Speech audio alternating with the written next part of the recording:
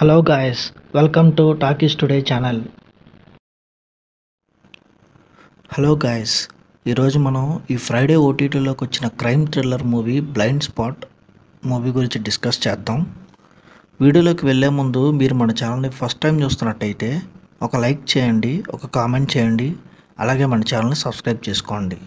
So ఇంకా late చేయకుండా వీడియోలోకి వెళ్ళిపోదాం. Let's get started. Blind spot ఈ మూవీ ఒక క్రైమ్ థ్రిల్లర్గా తెరకెక్కింది. ఈ మూవీలో నవీన్ చంద్ర, రాశి సింగ్, ఆలీ రాజా, గాయత్రి భార్గవి, రవి వర్మ యాక్ట్ చేశారు. ఇప్పుడు ఈ మూవీ ఎలా ఉందో చూద్దాం. ఒక బాగా డబ్బున్న వ్యక్తి భార్య ఆత్మహత్య చేసుకుని చనిపోతుంది.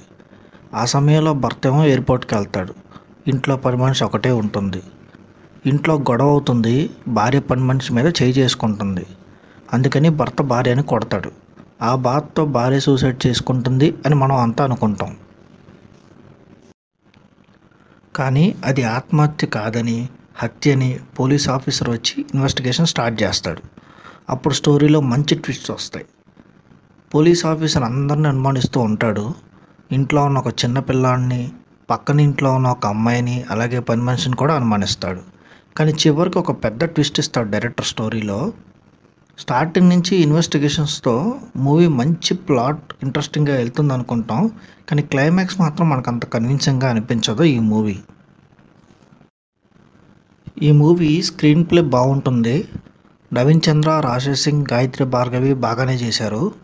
రవి వర్మ అండ్ ఆలీ రాజా క్యారెక్టర్స్లో మంచి ట్విస్ట్లు వస్తాయి. ఈ మూవీలో ఇంకొక ప్లస్ పాయింట్ ఏంటంటే పాటలు ఏమి ఉండవు మూవీలో. మూవీ చాలా తక్కువ రన్ టైం కూడా ఉంటుంది, థ్రిల్లర్ కాబట్టి. ఈ మూవీ బీజిఎం కూడా బాగానే ఉంది. టైం పాస్కి ఒక మంచి థ్రిల్లర్ చూడాలి అని మీకు అనిపిస్తే ఈ మూవీని మీరు ఒక లుక్ వేసేయచ్చు. మూవీ మొత్తం బాగానే తీశారు, ఒక్క క్లైమాక్స్ తప్ప.